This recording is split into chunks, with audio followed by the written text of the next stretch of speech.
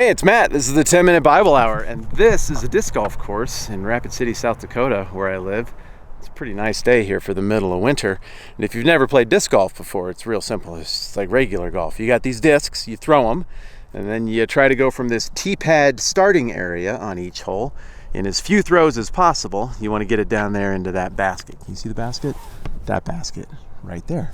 And then at the end of the day, whoever has the fewest throws when you've completed the course, they're the winner, just like golf. And every time you walk up to one of these holes, you're going to see a sign that looks something like this. This is a nice sign. They did a good job. And there's your tee box right there. That's this thing.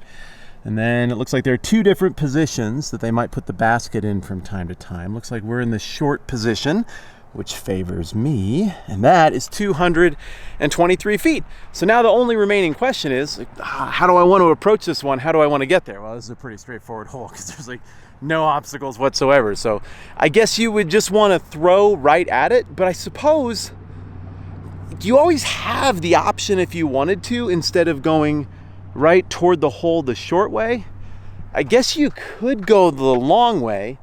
Nobody ever picks that because everybody intuitively, I think, just knows that going around the whole world, like as far as the east is from the west, it's really far. It's like a metaphor for the farthest thing that anybody can be far on our entire planet.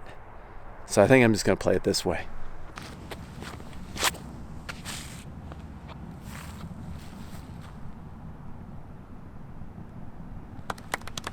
There's birdie written all over it. I did not just think of this as far as the east is from the west metaphor. Our ancestors had actually figured that one out a long time before me. And David, the guy who was a significant character in the Old Testament and wrote a bunch of the Psalms, actually used that as an example for how complete the forgiveness of God is. But he says this, and I just think it's one of the most, all goofing around aside, beautiful passages in the whole Bible. It's in Psalm 103, I'm going to start in verse 11. I didn't remember this, I had to look it up on my phone. It says, "For as high as the heavens are above the earth, so great is his love for those who fear him," him being God. "As far as the east is from the west, so far he has removed our transgressions from us." I thought that was a pretty cool verse the first time I heard it when I was a kid. So I was like, oh, I know what it is to do something that's naughty and to get in trouble with my parents, and it feels good when we get to that point in the conversation where now it's forgiven and everything's restored and we kind of move on. Hang on just a second, I'm going to try and putt this thing out. And I think I got it, even with the phone. Ready?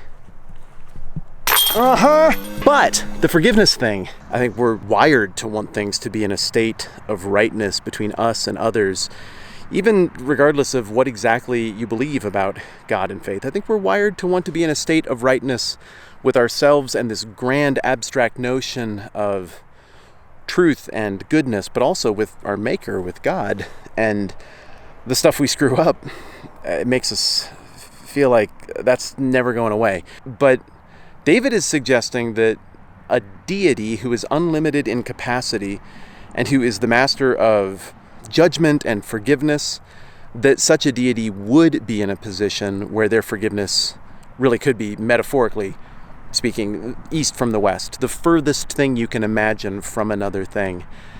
And I take tremendous solace in that. I think that's one of the beautiful things about the God of Abraham, the God of Christianity, the God of the Bible, is that in every genre of the text, we are reminded that this deity is gracious, is forgiving, sees what's screwed up about us and gives a rip about us anyway, sees what is broken in a thing and sees the opportunity for redemptiveness in that, for fixing what's broken and making it right, to point out how awesome he is.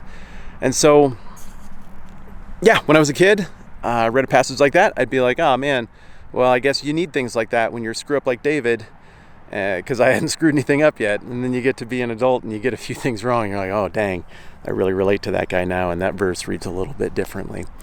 And forgiveness, as a friend once put it to me in a moment where he needed a ton of it, not from me, but from somebody else, forgiveness is a balm for the soul. It softens everything. It reconnects us with something absolutely profound, and most importantly, it reconnects us with God in a state of rightness before him. Unforgiveness I don't think anything tears us up worse than that, and I can say all of this from my own experience. As far as the east is from the west, that's how far David is saying our sins, our failures, our shortcomings are separated from us in the forgiveness of an all-knowing, benevolent, gracious God. And then the rest of the Bible makes it really clear that if you want that, and if you've received that, and if you understand how much that means, then the only thing that makes sense is to give that away to other people. And that's something I want to work on doing more of. Thanks for hanging out with me. It's a beautiful day here, so the disc golf thing seemed real cool, but the disc golf was actually just kind of an excuse to talk about this, because I've been looking at that passage and it got through the armor for me a little bit. Thought it might be fun to compare notes on it. Thanks for hanging out with me. I'm Matt. This is the 10-Minute Bible Hour. Let's do this again soon.